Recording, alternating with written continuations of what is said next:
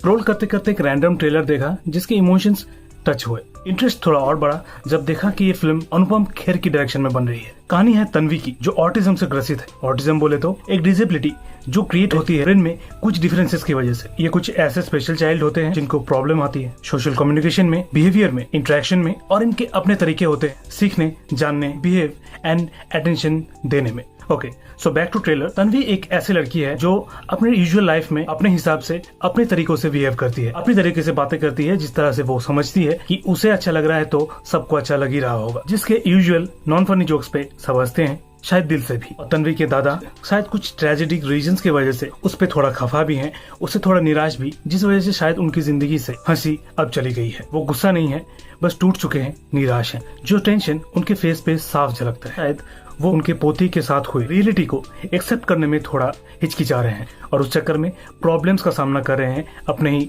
अंदर ही अंदर, जिस वजह से शायद सब उन्हें मुस्कुराने की सलाह दे रहे हैं। और ट्रेलर आगे बढ़ते हुए हमें पता लगता है कि तन्वी की फैमिली बैकग्राउंड भी आर्मी से रिलेटेड है। शायद उनके पापा ऐसे कोई पोस्ट में थे आर्मी के, जिस वजह से उनके साथ कोई ट्रेजेडिक इंसिडेंट हुआ होगा और जिस वजह से शायद अब वो इनके बीच नहीं है। हो सकता है ये ट्रॉमा ही कारण है अनुपम खेर के ऐसे बिहेव करने का, या फिर तन्वी के ऑटिज्म का। अब शायद ये ऑटिज्म पे ज्यादा बात करते हुए लड़की को थोड़ा बहुत धक्का पहुंचा होगा, या फिर वो अब सेल्फ डिपेंडेंट बनना चाहती है, सब पे बोझ नहीं।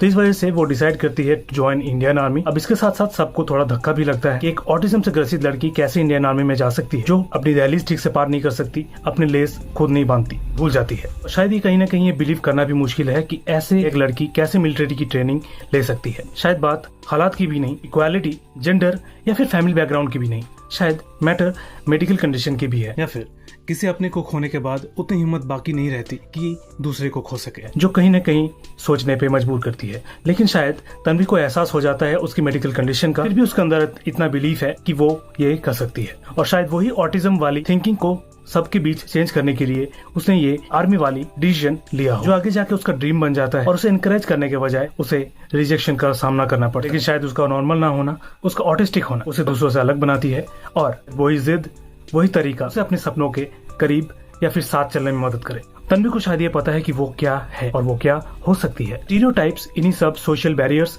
और थिंकिंग को तोड़ते हुए वो अपने सपनों तक, अपनी कमजोरियां, अपनी खामियों को अवॉइड करते हुए पहुंच पाती है कि नहीं, वही देखना है हमें तन्वी द ग्रेट में, जिसे शायद आखिर तक ये देख के सब कन्विंस हो जाएंगे कि हाँ, ये वो कर सकती है जो वो कह रही थी, या फिर जो उसका सपना था उसे उसने पूरा किया, उसको उसने जिया है। ये बात भी सही है कि किसी को कोई सपने देखने से कैसे रोक सकता है, स्पेशली अगर उसका सपना उसको बुला रहा हो, तब किसी को कैसे ही रोका जा सकता है। इस चक्कर में मूवी हमको फन, इमोशन, जिम्मेदारियां, चिंता, गुस्सा, humanity, social angles, social thinking, इस सब का एक रिफ्लेक्शन हमारे सामने रखी। ऑटिज्म और डिसेबल्ड चाइल्ड्स को लेके हमारा परसेप्शन, हमारी थिंकिंग थोड़ा बहुत चेंज करने की भी कोशिश करेंगे कि शायद देखा जाए उनकी डिसेबिलिटीज के साथ वो नॉर्मल है और कहीं न कहीं हम एबनॉर्मल, और thinking, believes and by emotions. अब बाकी ट्रेलर को और क्या ही एनालाइज करना, मूवी 18 जुलाई को आ रही है ना, तो अब बाकी सारे थिंकिंग्स, थ्योरीज का रिजल्ट उस दिन आ जाएगा। हो सके तो एक रिव्यू के साथ ही, मेरे और आपके भी सामने। वीडियो अच्छी लगी हो तो like and subscribe for more movies, trailer, teaser reviews. और बाकी मुलाकात अगले वीडियो में हो रही है,